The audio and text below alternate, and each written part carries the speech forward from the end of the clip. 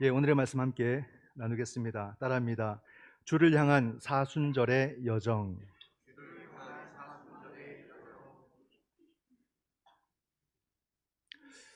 사순절이 점점 더 깊어져 갑니다.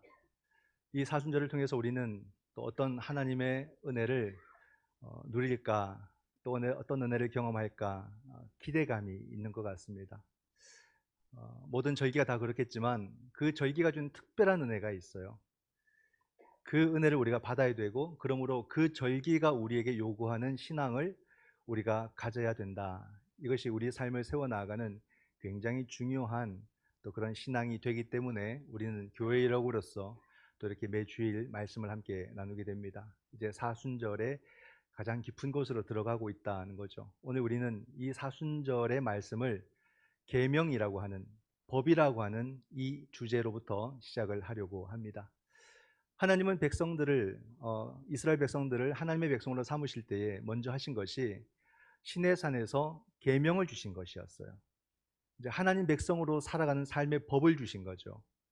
그 법이 굉장히 중요했던 겁니다. 물론 신약에 와서는 그것이 의미가 퇴색이 됐지만, 율법주의 이런 말이 붙어서 퇴색이 됐지만, 그것은 참 진리의 법이고 거룩한 법이고 생명의 법이거든요. 이 법을 줄 때 여러 가지 에피소드가 있었습니다. 출애굽에서 가나안의 시내산에 이르렀을 때 하나님께서 모세에게 올라오라고 말씀하십니다. 그래서 모세가 올라갔죠. 올라가니까 하나님께서 모세에게 돌판에다가 계명을 새겨 주세요. 그게 뭡니까? 십계명이죠. 십계명을 딱 두 돌판에다 새겨서 주십니다. 주시고 난 뒤에 갑작스럽게 하나님께서 빨리 내려가라는 겁니다. 산 아래에 무슨 일이 벌어졌다는 거죠. 그래서 모세가 그 계명을 들고 산 아래로 막 내려오다 보니까 어떤 일이 벌어지냐면, 이 거룩한 하나님의 법을 받는 이 시간에 저 아래에서는 금송아지 만들어 놓고 우상을 섬기고 있는 그 일이 벌어진 거예요. 그러니까 모세가 분노하여서 그 돌판을 그냥 집어 던져버립니다. 그러고는 그것이 깨지죠.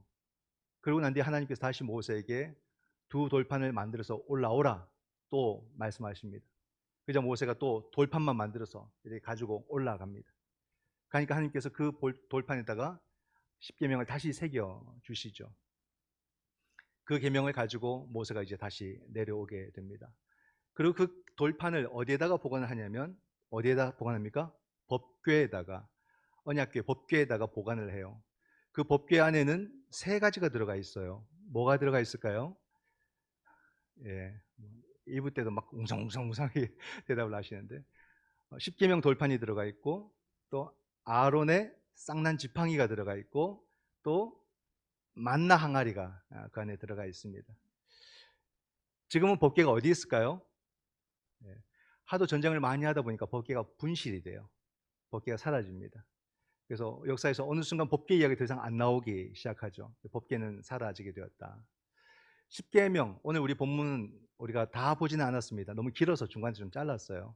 1절부터 다 보게 되면 십계명이 다 나옵니다. 십계명 옛날 우리 교회학교 다닐 때 다 외우셨죠? 첫 번째, 나 외 다른 신을 섬기지 말라, 우상 만들지 말라, 그리고 여호와의 이름을 망령되이 일컫지 말라. 여러분, 하나님의 이름을 망령되이 일컫는 건 뭘까요? 우리가 하나님의 이름을 함부로 언급하거나 온전히 신뢰하지 않고 믿지 않고 하면서 하나님을 우리가 막 들먹이는 그런 모습들, 또는 우리가 기도할 때 예수님의 이름으로 기도해놓고 기도에 대해서 전혀 기대도 없고 응답에 대해서 준비하지도 않고, 그게 다 여호와의 이름을 망령되게 일컫는 것이 된다는 것을 알아야 됩니다. 그리고 안식일을 기억하여 거룩하게 지키라, 내 부모를 공경하라, 살인하지 말라, 간음하지 말라, 도적질하지 말라, 내 이웃에 대해서 거짓 증언하지 말라, 탐내지 말라. 이렇게 해서 총 10가지 계명이 나타납니다. 오늘 10가지를 다 하면은 아마 오후 예배 때까지 해야 될 것 같고요. 이 계명을 다 하려고 하는 게 아닙니다. 계명이라는 이 주제를 함께 묵상하면서 오늘 우리가 나누고자 하는 그런 말씀을 함께 전하려고 합니다. 이 계명 속에 대표적으로 우리가 한 가지를 보려고 합니다. 살인하지 말라라는 이 계명이 있는데요, 하나님께서는 우리에게 살인하지 말라라는 이 계명을 딱 주셨어요. 그런데 창세기에 보게 되면 의외로 살인 사건이 빨리 나타납니다. 빨리 나타나요. 첫 번째 살인 사건이 어떤 걸까요? 가인이 아벨을 죽인 사건이죠. 가인과 아벨은 누구인가? 아담과 하와의 첫째 아들이 가인이고요. 둘째 아들이 아벨입니다. 이 가인은 목축업을 했고, 가인은 농사를 했고, 지었고, 아벨은 목축업을 했거든요. 자, 그리고 어느 날 가인도 아벨도 하나님께 제사를 드렸어요. 그래서 가인은 농사 지은 첫 곡식으로 하나님께 드렸고, 아벨은 양을 잡아서 하나님께 드렸어요. 근데 하나님께서 두 제사를 다 받으셨을까요? 다 받지 않으셨어요. 가인의 제사는 받지 않으셨고 아벨의 제사는 받으셨어요. 하나님은 왜 가인의 제사를 받지 않았을까? 예전에 이것을 전혀 이상하게 해석하는 한 목사님을 봤습니다. 제가 직접 설교를 들었으니까 뭐 전해드린 게 아니어서 확실하게 말씀을 드리는데, 가인은 피해 제사를 안 드려서 벌 받았다, 이렇게 이야기를 하시는 거죠. 정말 우리가 성경을 제대로 봐야 되고 공부를 참 제대로 해야 된다, 이런 생각이 확 들었어요.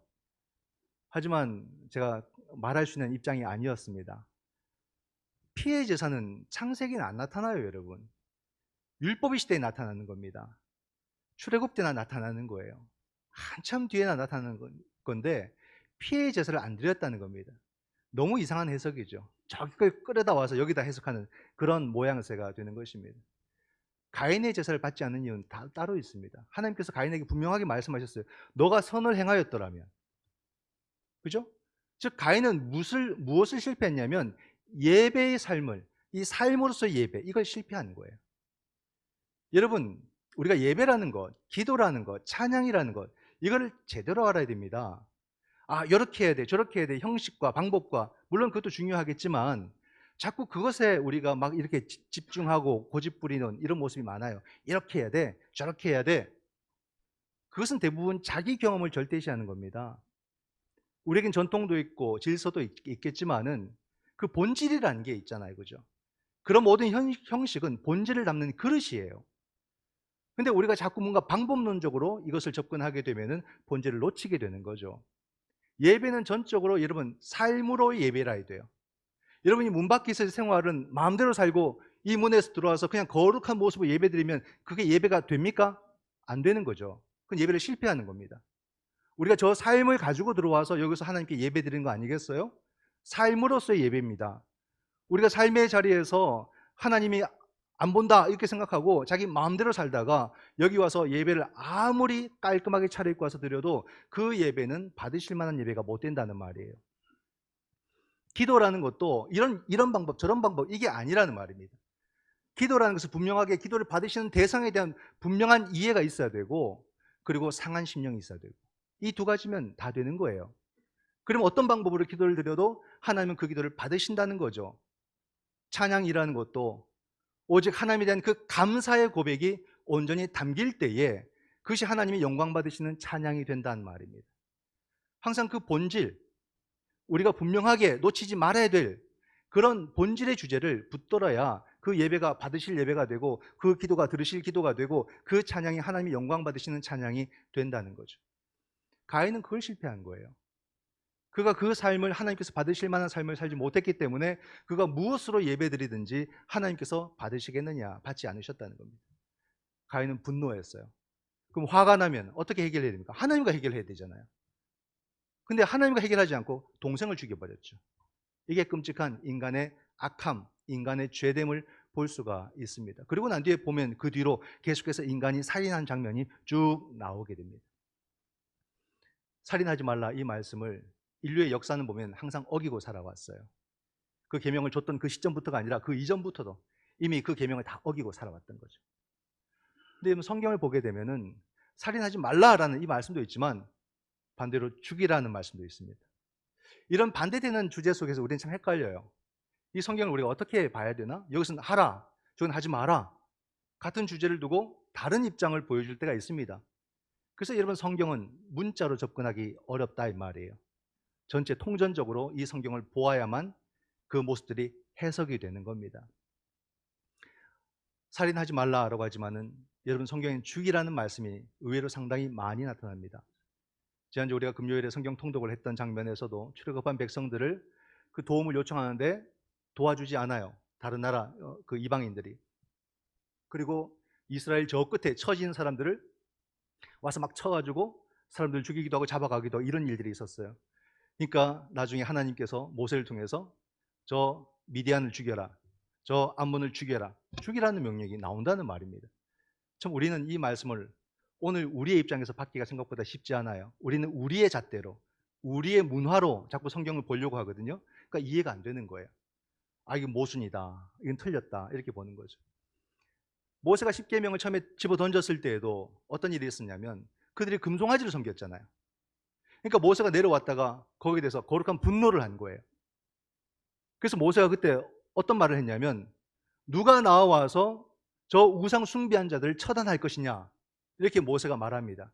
그때 레위인들이 나온 거예요. 우리가 하겠습니다. 그때 그 사건 때문에 레위인들이 이제 하나님의 예배와 제사를 담당하는 그런 지파로 선택받게 된 거예요. 그 전까지 레위인은 이미지가 좋지 않았습니다. 왜냐하면 시몬과 레위가 세겜에서 사람들을 원수 갚고자 할례를 시켜놓고 다 죽여버렸잖아요.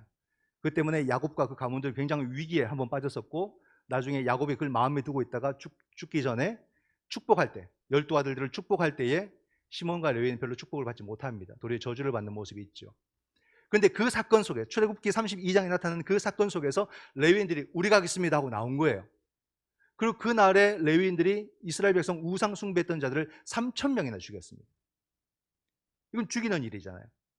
근데 그 일이 끝나고 난 뒤에 모세가 뭐라고 말했냐면 너희가 하나님을 위해서 헌신했다, 이렇게 말합니다. 그 하나님께서 너희에게 복을 내리실 것이다, 약속을 다 했거든요. 너무 모순되죠. 그리고 나중에 이 광야 40년을 마쳤을 때 여호수아가 백성들을 이끌고 요단을 건너 가나안에 들어갈 때도 모세의 그 신명기 말씀을 그대로 이 여호수아가 실천하기 위해서 백성들에게 요구한 것이 전멸법이에요. 다 죽여라. 이게 가나안을 정복할 때에 여호수아가 백성들에게 요구했던 그런 사항입니다.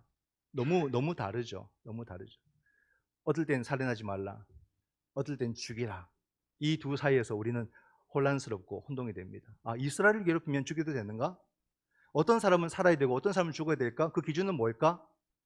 이게 너무 복잡해요. 그래서 우리가 이런 계명들은 그냥 딱 외워가지고 단순하게 우리의 삶 속에서 실천하기는 어렵다는 겁니다.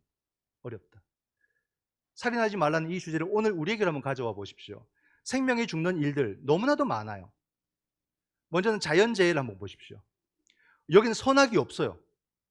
착하게 살든 어떻게 살든 그냥 한번 재해가 확 오면 그냥 확 죽어요. 그냥 사람들이. 끔찍한 일들이 막 벌어지지 않습니까? 땅이 갈라져 삼켜버리거나 막 비가 내려서 쓸어버리거나 불이 나서 다 태워버리거나 아니면 비가 안 와서 다 말라 죽게 하거나 엄청난 재해가 이 세계 속에서 계속해서 일어나고 있지 않습니까? 그래서 많은 생명들이 잃어버립니다. 안타까운 일들이 있죠. 이것도 너무 안타까운데 인재라는 것, 막 전쟁을 일으켜서 대량 학살을 그냥 너무 쉽게 저질러 버리는 거예요. 홀로코스트가 얼마나 지금도 21세기에도 지금 나타나고 있잖아요. 이게 이해가 돼요, 여러분? 그 정치인들의 그 몇몇 사람들의 그 생각으로 인해서 뭔가가 결정되고 그러고는 막 무기들이 움직이기 시작하고 수많은 사람들이 그냥 막 비참히 죽어가는 그런 현장을 우리가 봐야 된단 말입니다. 이 살인하지 말라, 이 주제가 오늘 우리 삶 속에서 얼마나 비일비재하게 일어나는지 끔찍해요. 끔찍해요. 사회의 제도와 질서가 제대로 돌아가지 않으니까 배 타고 가다가 한순간에 우리 자녀들이 다 죽어버리고 길 걸어가다가 다 죽어버리고 이런 비참한 일들이, 어이없는 일들이 이 땅과 이 사회 속에서 일어난단 말입니다. 이게 다 오늘 이 계명과 다 연관된 거 아니겠어요? 무관합니까, 여러분? 연관되잖아요. 왜 우리는 이거 떼어놔서 따로 봅니까? 같이 봐야지. 왜 우리도 말씀으로 오늘 우리 사회를 바라보고 해석하고, 그런 우리는 어떤 스탠드를 취하고 어떤 행동을 해야 될지도 다 이 말씀에서 나와야 되는 거 아니겠어요? 또 우리에게 중요한 주제가 이 자살이라는 주제인 것 같아요. 우리나라가 특히 심하기 때문에 그렇죠. OECD 국가 중에서 자살률이 제일 높은 나라. 이렇게 잘 사는데도 노인 자살률이 제일 높다고 그래요. 너무 아이러니하죠. 노동자들의 자살. 일이 너무 힘들고 인권 존중을 받지 못하고 계속해서 내몰릴 때 그 괴로움과 지침과 그 우울함 속에서 자살을 하게 되는 거죠. 우리 10대 청소년들의 자살. 그 성적과 경쟁과 시험 속에서 나중에 그 압박감을 이기지 못해서 아이들이 자살을 하는 거예요. 이게 또 가장 높아요.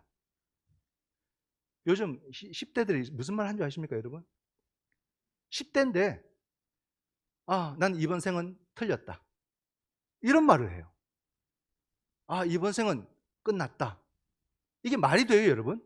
이제 막 시작하는 나이잖아요. 그 아이들에게 그런 마음을 누가 줬습니까? 그가 스스로 합니까? 어른들이 줬잖아요. 경쟁에서 좀 처지면 넌 안 돼, 이렇게 돼버리는 거예요. 너는 포기해, 넌 안 돼. 이런 마음들을 어릴 때부터 갖도록 만들어주니까 그 10살짜리 10대들이 아이들이 이번 생은 틀렸다, 이런 말도 안 되는 소리를 한단 말입니다.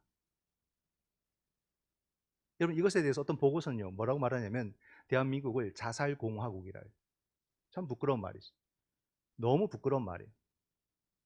어떤 사회학자는 이 자살을 사회적 타살이라 이렇게 말하거든요.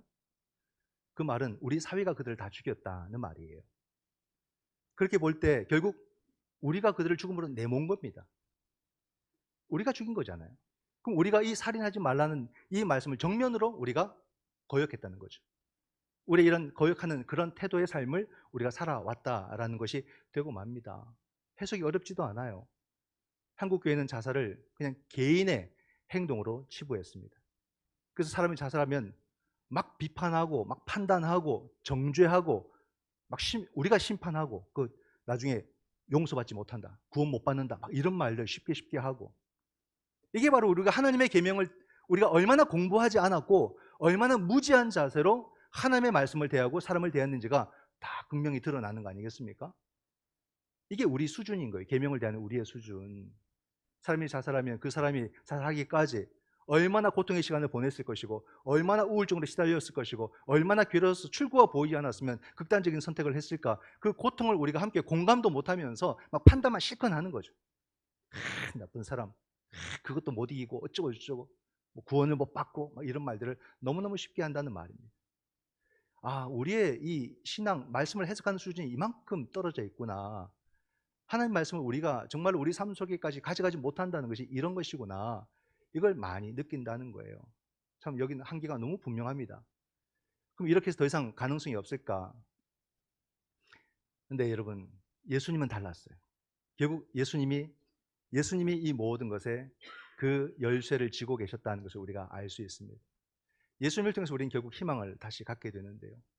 마태복음 5장에 보게 되면 산상수훈이 나타나고 거기에 6가지 반대 명제가 나옵니다.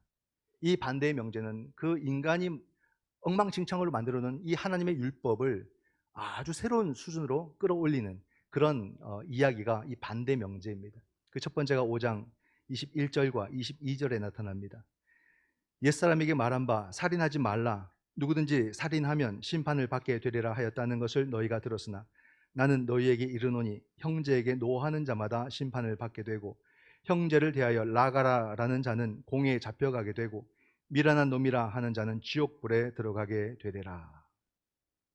여러분, 당시의 사람들은 내가 직접 사람을 죽이지 않는 이상 내가 살인죄를 살인하지 말라 이 계명을 잘 지켰다고 생각을 하는 거예요. 행위로서 본 거죠. 그런데 예수님은 뭐라 말씀합니까? 사람 미워하고 사람에게 욕하고 사람에게 손가락질하고 사람에게 대해서 아프게 하는 그 사람도 살인자다, 이렇게 말하는 거예요. 너무 확대 해석을 해버린 것처럼 보여요. 라가라, 이건 헬라어로 라카, 히브리어로 레크, 이 말은 텅 빈, 또 무지한, 열매 없는, 이런 뜻이거든요. 즉 사람을 향해서 머리가 빈 녀석, 이 열매 없는 인생, 이런 식으로 말하면 그 살인죄라 이 말입니다. 사람에 대해서 여러분 미워하고 때리고, 살인이 아니더라도 미워하거나 때리거나 욕하거나 저주하면 살인죄라는 말이에요. 너무 비약했을까요? 아니에요. 가인의 살인도 그 단순한 미움에서 시작된 거예요. 절대 지나치지 않다는 겁니다.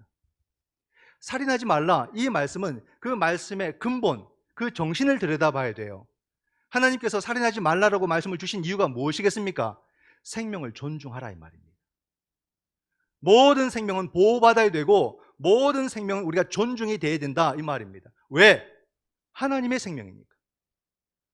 하나님이 허락하신 생명이에요. 아무리 여러분 부족해 보여도 이 땅에 한번 생명으로 주어진 이상 그 생명은 그때부터 영원성을 갖잖아요. 이 땅에 그 세월만 사는 게 아니잖아요. 그러니까 그 생명이 얼마나 소중합니까? 그러므로 우리는 그 생명을 함부로 대할 수 없더라 이 말이에요. 생명을 존중히 여긴다면 살인은 당연히 하지 않을 것이고, 우리가 그 생명을 미워하거나 그 생명을 정죄하거나 그 생명에 폭력을 가하거나 그 생명에 욕을 하거나 그 생명을 째려보거나 그런 행동을 하지 않으려는 마음이 든단 말입니다. 근데 우리는 너무 사람을 많이 미워하고 비판하고 정죄하고 이래도 저래도 안 되면 막 째려보고 뒤에서 욕하고 그런 행동들을 너무 쉽게 많이 한다는 거예요. 우리가. 이것은 전혀 하나님을 의식하지 않는 사람입니다. 교회를 그렇게 다녀도 사실 하나님과 무관한 사람이죠. 그래서는 안 된다는 거예요. 주님은 이 율법의 정신을 그렇게까지 확장을 시켜 놓으신 거예요. 율법이 이런 정신이다? 너희가 이걸 할 수 있겠느냐? 이렇게 보는 거죠. 이 율법은 생명의 가치를 담고 있는 하나님의 법이다? 이렇게 말씀하시잖아요.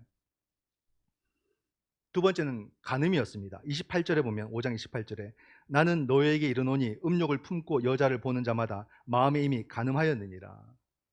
이건 뭐 남자만 말하겠습니까? 남자나 여자나 상대방을 볼 때 이성이 아니라 요즘 뭐 동성끼리도 하잖아요.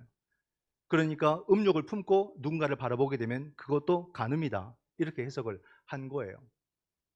그러면서 예수님께서 이 6가지 반대 명제를 말씀을 하시는데 살인, 간음도 있고 이혼, 그리고 맹세, 그리고 원수갚음, 이웃사랑까지 포함해서 총 6가지입니다.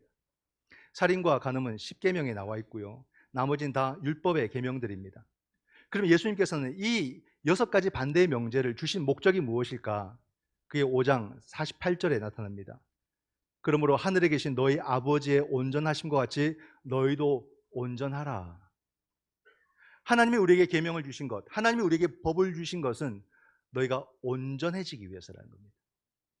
지난주 우리가 예수 그리스도는 온전한 구원의 근원이라는 말씀을 우리가 함께 나눴죠. 그 온전이 뭐라고요? 퍼펙트, 완전. 즉 하나님이 우리에게 법을 주시고 계명을 주신 것은 완전한 인생을 살아라. 이 목적을 위해서 우리에게 주셨다 이 말입니다. 주님도 그렇게 말씀을 하시잖아요. 근데 우리는 알아요. 우리는 완전한 인생을 살 수가 없다는 거. 이미 내가 죄인이고 이미 내가 유한하기 때문에 이 법과 계명을 완전하게 지킬 수 없다는 거. 이 한계가 뚜렷하죠. 우리의 삶의 모습만 봐도 그렇습니다. 즐겁고 행복하고 즐거운 시간이 많습니까? 있죠, 그 시간도. 근데 그 시간보다 늘 불안하고 늘 염려되고 화가 나고 불만족스러운 그런 시간이 더 많지 않습니까? 이런 시간이 내 인생에 더 많은 것 같아요. 고기를 아무도 끄덕거리지 않는. 나만 그런가? 인생에서 우리가 만족하는 시간보다 만족스럽지 못하거나 또는 불안해하거나 염려하는 시간이 훨씬 더 많게 느껴지거든요. 어떻게 우리가 이런 삶 속에서 완전한 인생을 살 수 있느냐?